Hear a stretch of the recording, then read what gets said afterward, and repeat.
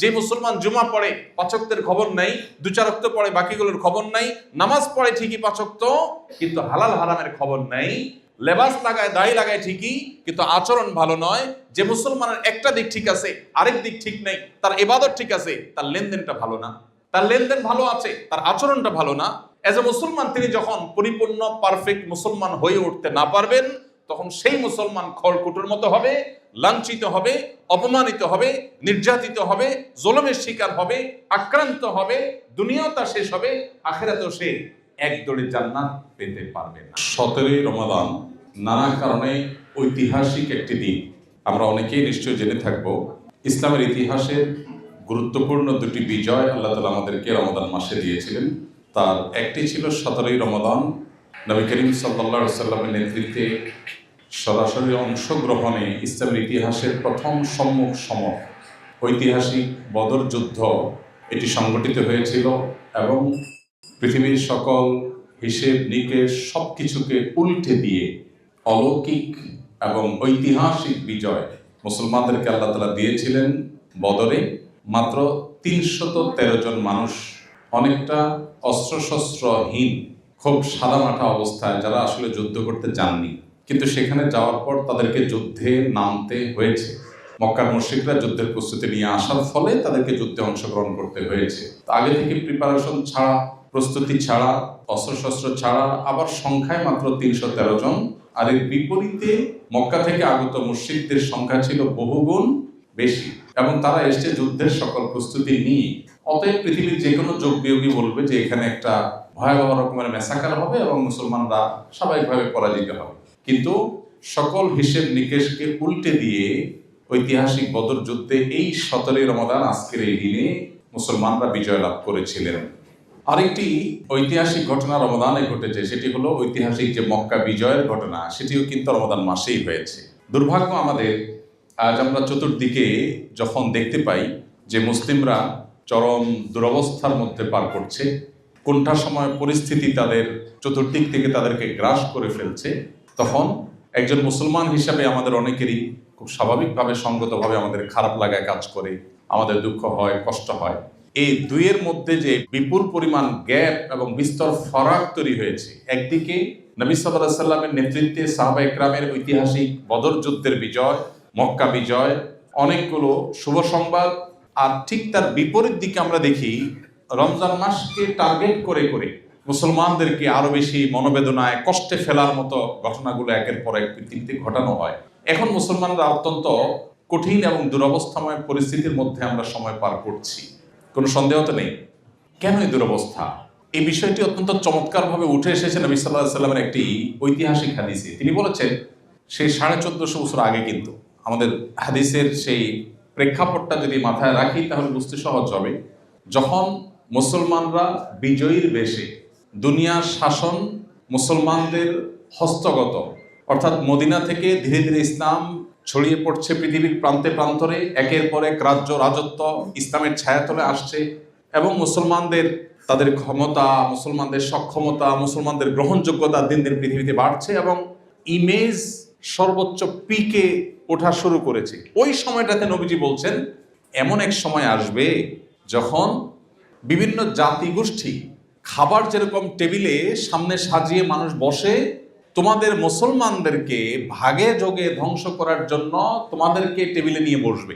কেউ বলবে আমরা আফ্রিকার গুলোকে দেখতেছি, কেউ বলবে ঠিক আছে কাশ্মীর বা এশিয়ার সাইডটা তুমি নাও, কেউ বলবে সিরিয়া মধ্যপ্রাচ্যের ওই অংশটা আমি নেব, কেউ বলবে না পশ্চিমে যেগুলো আছে ওগুলোকে আমি নেব। অর্থাৎ খাবার যেরকম রাখলে ভাগযোগ করে সবাই খায়, তোমাদেরকে ওই টেবিলে চারপাশে খাদকরা বসে যেরকম খাবার বাছাই করে, গোটা বিশ্বের মুসলমানদেরকে এভাবে ভাগযোগ করে লুট করা, ধ্বংস করা, তোমাদেরকে হত্যা করা, খুন করা, তোমাদের অধিকার লঙ্ঘন করা, এই কাজ করার জন্য বিভিন্ন জাতিগোষ্ঠী ঐক্যবদ্ধ হবে। আমরা কি কিছুটা মিল পাচ্ছি? আমি আবারও বলছি, এই কথা তিনি বলেছেন যখন, তখনকার মানুষ এটা মেলাতে পারেন নাই। কেন? কারণ তখন ইসলামের পুরো পিক টাইম। তারা তখন দেখতে পেয়েছিলেন আমরা তো যেদিকে যাই সেদিকে শুধু সম্বর্ধনা পাই, একের পর এক বড় বড় সাম্রাজ্যগুলো, একের পর এক বড় বড় সম্রাটরা যেখানে স্বেচ্ছায় আমাদেরকে গ্রহণ করছেন, বরণ করছেন, ইসলামের ছায়াতলে আসছেন, তারা ইসলামকে ওয়েলকাম করছেন স্বেচ্ছায় সানন্দে। সেখানে এরকম পরিস্থিতি হবে সাহাবীরা মেলাতেও পারছিলেন না, তাদের কাছে এটা বোঝা অস্বাভাবিক ছিল। কিন্তু নবী সাল্লাল্লাহু আলাইহি ওয়াসাল্লাম যা বলেন সেটা আল্লাহর পক্ষ থেকে ওহীর মাধ্যমে তিনি ভবিষ্যৎবাণী করেছেন যে এমন একটা সময় আসবে যখন খাদকরা একটা টেবিলে বসে খাবারকে টেনে হিচড়ে ভাগযোগ করে যেরকম খাবে, তোমাদের মুসলিম জাতিকে এইভাবে টেনে হিচড়ে ভাগযোগ করে খাবে বিভিন্ন জাতি গোষ্ঠী। নবী করিম সাল্লাল্লাহু আলাইহি ওয়াসাল্লামের কথা শুনে সাহাবীরা প্রশ্ন করলেন, আবি কিল্লাতে নাহনু ইয়াউমাইদিন ইয়া রাসূলুল্লাহ, অর্থাৎ হে আল্লাহর রাসূল, সেদিন আমাদের সংখ্যায় স্বল্প হওয়ার কারণেই কি দুরবস্থা হবে? নিশ্চয়ই আমাদের সংখ্যা অনেক কম হবে, সেজন্য আমাদের দুরবস্থা হবে। সাহাবীদের খুব স্বাভাবিকভাবে কৌতূহলী মন থেকে এই প্রশ্নই আসছে যে তাহলে কি আমরা সংখ্যা কম হয়ে যাব? না হলে তখনকার বাস্তবতা সাহাবীরা তো মেলাতে পারছিলেন না, কিভাবে সম্ভব?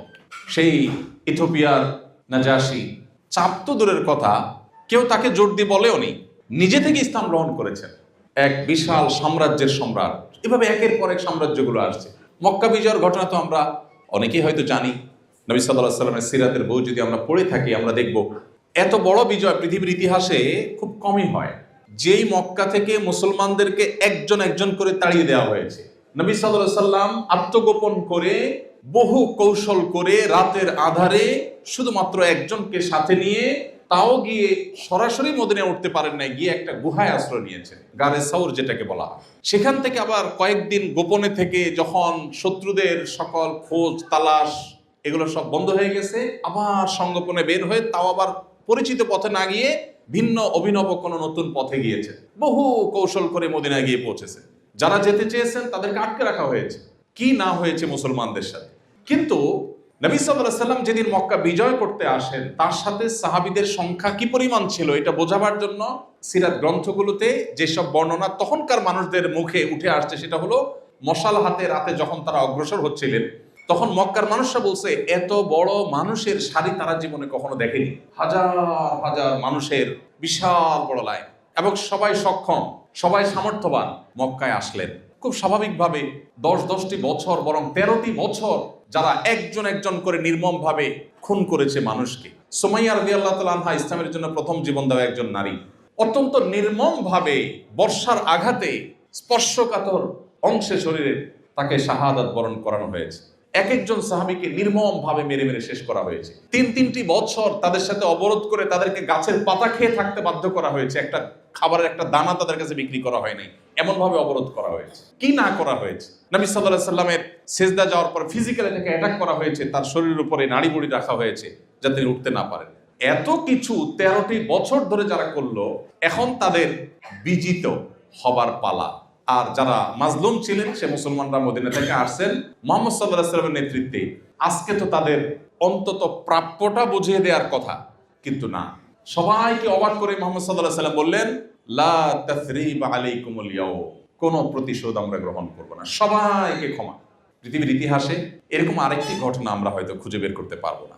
তো আমি যেটা বলছিলাম, সেই রকম শৌর্যবীর্যের সময় সাহাবীরা শুনছেন যে আমাদেরকে চিড়ে ফুলে খাবে অন্যরা।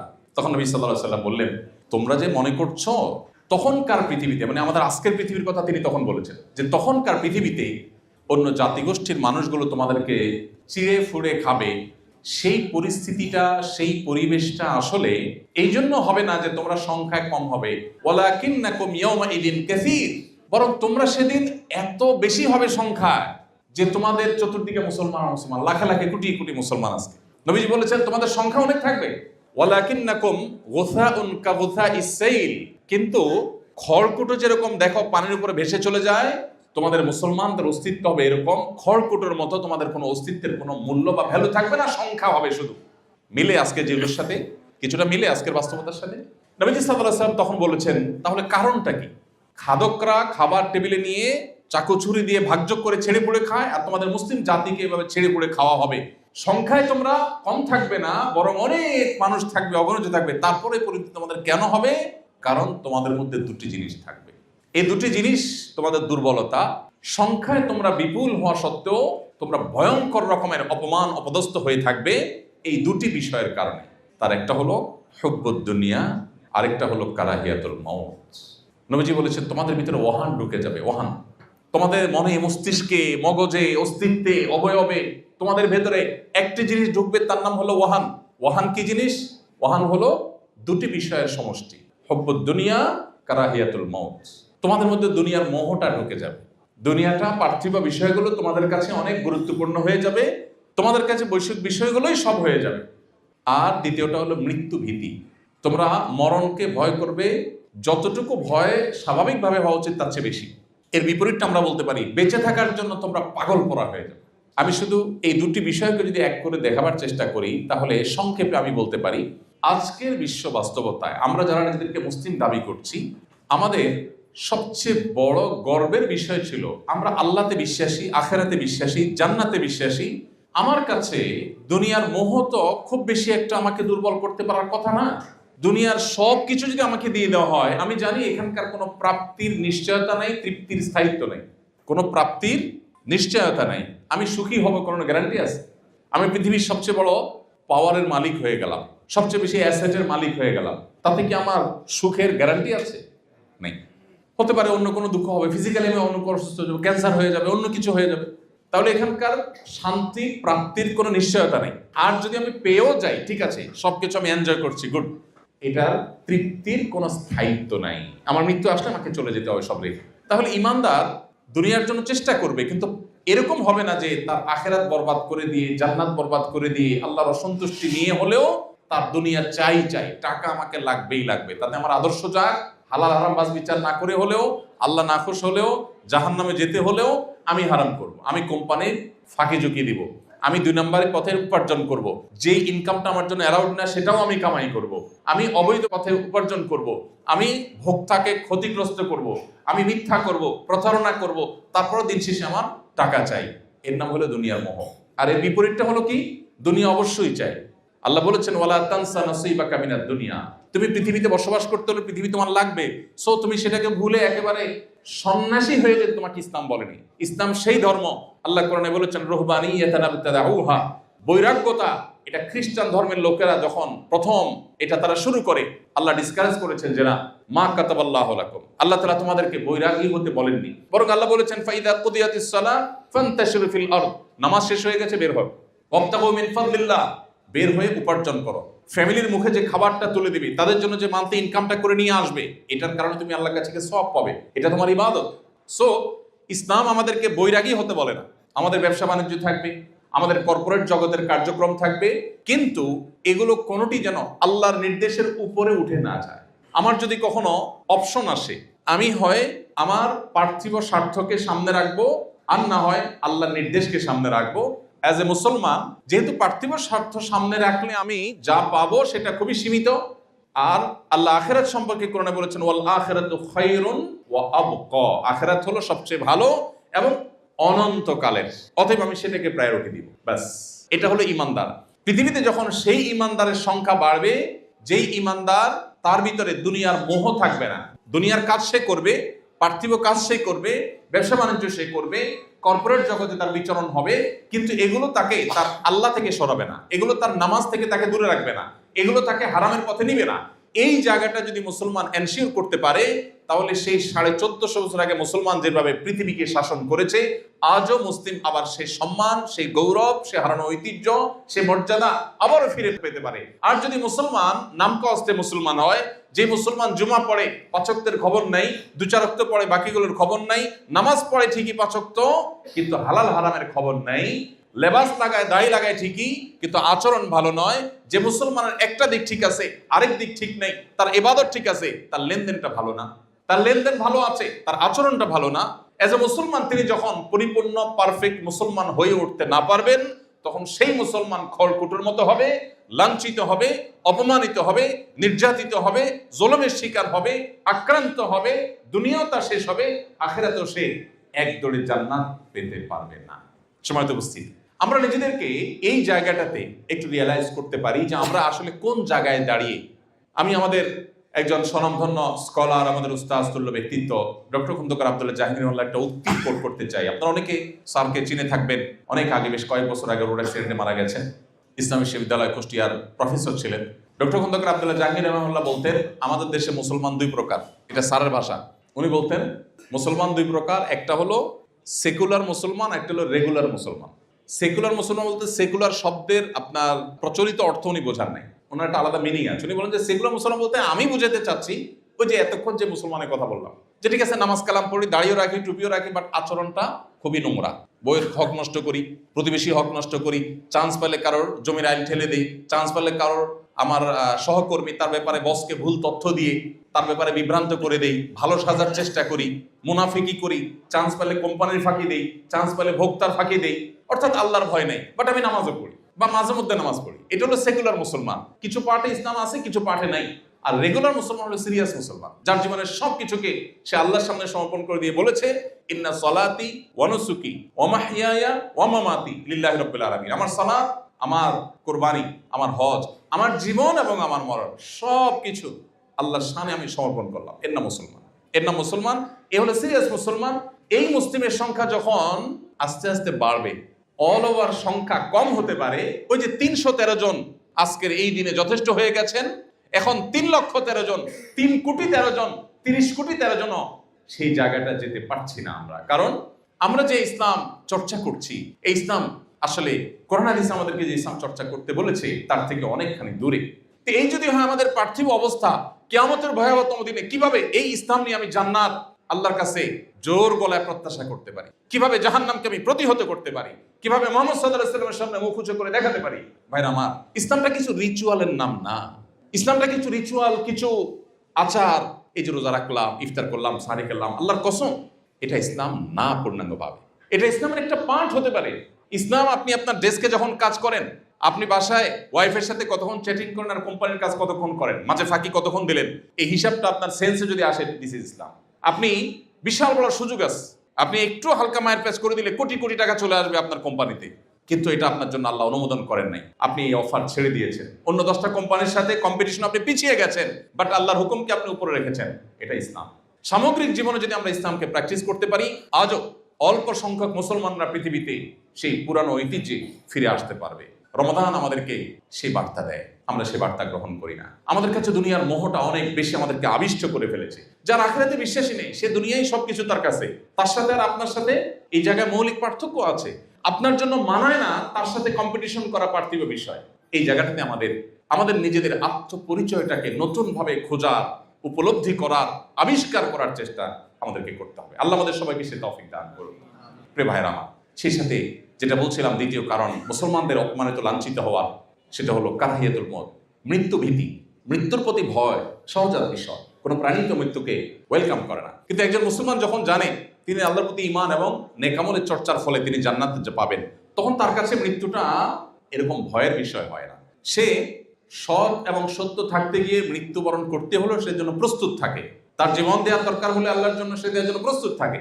কিন্তু আমাদের মধ্যে আজ এই দুইটা জিনিস, যেটা অমুসলিম বা কাফিরের মধ্যে থাকার কথা, আমাদের মধ্যে চলে আসছে। আমরা বলি মুসলমান, কিন্তু জান্নাতে যাওয়ার জন্য মরতে হবে। আমরা মরণের অতিরিক্ত ভয় পাই, বাঁচার জন্য পাগল করা হয়ে যায়, তার জন্য হালাল হারাম বাজ বিচার করি না। সিরিয়াস মুসলিম হওয়ার চেষ্টা আমাদের করতে হবে, পরিপূর্ণ মুসলিম হওয়ার চেষ্টা করতে হবে। এই যে আপনাদের সবার সামনে ইফতার আছে, আমি দেখতে পাচ্ছি সব টেবিল ইফতার সাজানো আছে। আমার প্রশ্ন, আপনারা তো সবাই ক্ষুধার্ত নাকি? কেউ তো দুপুরে খান নাই, আজকে খেয়েছেন? কেউ দুপুরে খেয়েছেন? আজকে দুপুরে কেউ খাননি এখানে, তাহলে সবাই রোজাদার। তার মানে 12-14 ঘন্টা না খেয়ে আছেন, এখন সবাই ক্ষুধার্ত। ইফতারের আগে খাবার তো সামনে আছে, বেশ চমৎকার চমৎকার মুখরোচক সব খাবার আমি দেখতে পাচ্ছি। খাবারও আছে, ক্ষুধাও আছে, কিন্তু আপনি খাচ্ছেন না। কারণ কি? আল্লাহ আপনাকে এখনো খাওয়ার পারমিশন দেননি। সূর্য ডুবলে তখন পারমিশন হবে, তাই না? তাহলে এটা একটা এক্সারসাইজ, এটা একটা ট্রেনিং, এটা একটা প্রশিক্ষণ। এটা কিন্তু আপনার সাথে একটা বার্তা শেয়ার করছে। সেটা কি? এটা হলো তোমার 12 বা 14 ঘন্টার রোজা, তোমার পুরো লাইফটা আরেকটা রোজা। রোজার একটা ফরম্যাট হলো 12-14 ঘন্টার, আরেকটা ফরম্যাট হলো 50-60-70 বছরের পুরো হোল লাইফটা একটা রোজা। এই রোজা তোমাকে শিক্ষা দিচ্ছে তোমার সামগ্রিক জীবনের রোজায় এভাবে বহু জায়গায় তোমার সামনে খাবার থাকবে, টাকা থাকবে, সুযোগ থাকবে, অপরদিকে আল্লাহর নিষেধাজ্ঞা থাকবে। তুমি আল্লাহর নিষেধাজ্ঞাকে মাথায় রেখে ওই আকর্ষণীয় সম্পদ এর মোহ যদি তুমি না করতে পারো, আল্লাহর পারমিশন পর্যন্ত অপেক্ষা করতে পারো, তাহলে তুমি এই রোজাকে সামগ্রিক জীবনে তুমি প্রয়োগ করতে পারলে তোমার এই রোজা সাকসেস। আর যদি শুধু রমজানের এই কসরত করেন, সাহারি টু ইফতার, ইফতার টু সাহারি, আর সামগ্রিক জীবনে যা আছে তা গ্রহণ করলেন, তাহলে আপনি রোজার বার্তা গ্রহণ করতে পারলেন না। এই সিয়াম আমাদেরকে একটা সুস্পষ্ট বার্তা দেয়। আমরা সে বার্তা গ্রহণ করে সামগ্রিক জীবনে ইসলামকে চর্চা করার চেষ্টা করবো তো ইনশাআল্লাহ। ভেজাল ইসলামের কোনো মূল্য পৃথিবীতে নেই ভাই। আল্লাহর কাছে কোত্থেকে আসবে? নিজের বাসা নিজের বউয়ের কাছে, নিজের কলিগের কাছে, সন্তানদের কাছে, প্রিয়জনদের কাছে ভেজাল কোনো মানুষের মূল্য আছে? মানুষ যখন জানে যে 2 নম্বর, বউয়ের খানা খেয়ে যখন বলেন তোমার মতো রান্না জীবনও খাই নাই এত সুন্দর ডাল, আবার একই রান্না বোনের বাসায় যা বলছেন বউ শুনে গেছে, কি বলেন? মায়ের একটাও নিচে পড়বে? তো আপনার বউ যদি আপনার চিটারি বাটপারি পছন্দ না করে, তো আপনি কিভাবে আশা করেন ইসলামের নামে 2 নম্বরই, যে মসজিদে গেলাম হুজুর হয়ে গেলাম, ব্যবসা প্রতিষ্ঠানে আসলাম মুজুর হয়ে গেলাম, আপনার এই 2 নম্বরই 2টা রূপ আল্লাহ তাআলা অ্যাকসেপ্ট করবেন, কিভাবে আপনি আশা করেন? আমার মনে হয় আমার বার্তা আমি আপনাদের কাছে পৌঁছাতে পেরেছি। আমি কথা শেষ করব। আমি শুধুমাত্র আপনাদের কাছে উদাত্ত আহ্বান রাখতে চাই, আসুন ইসলামটাকে শুধু কয়েকটা রিচুয়ালের মধ্যে সীমাবদ্ধ না করে পরিপূর্ণভাবে ইসলাম গ্রহণ করার চেষ্টা করি। আল্লাহ বলেছেন উদখুলু ফিস সিলমি কাফা, তোমরা ইসলামে পরিপূর্ণভাবে প্রবেশ করো, ভালোভাবে প্রবেশ করো। ভালোভাবে প্রবেশ করার একটা স্বাদ আছে, একটা তৃপ্তি আছে। আপনি মানসিকভাবে শান্তি পাবেন, আপনার কাছে ভালো লাগা কাজ করবে যে আমি চিটারি করছি না, আমি বাটপারি করছি না, আমি সিরিয়াস মুসলমান। সিরিয়াস মুসলমানের পার্থিব শান্তি যেটা সে মনোজগতে অনুভব করে, এটা পৃথিবীতে কেউ পায় না। আসল সুখী সে যে ভেতর থেকে মুসলমান হতে পেরেছে, পরিপূর্ণভাবে মুসলমান হতে পেরেছে। রমজানের এই বার্তা আমরা সামগ্রিক জীবনে ছড়াবার চেষ্টা করি।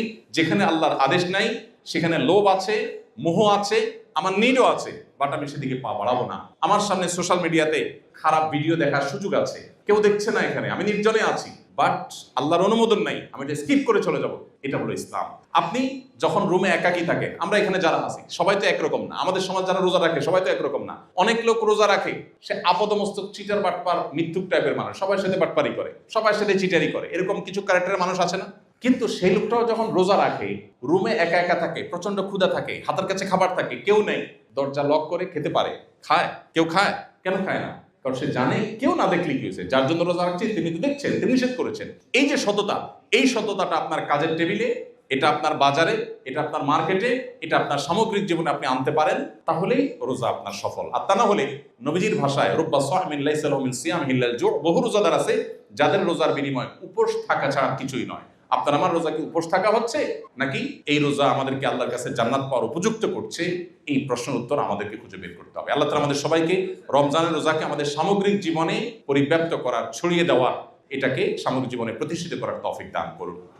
আস-সুন্নাহ ফাউন্ডেশন, উম্মার স্বার্থে সুন্নাহর সাথে।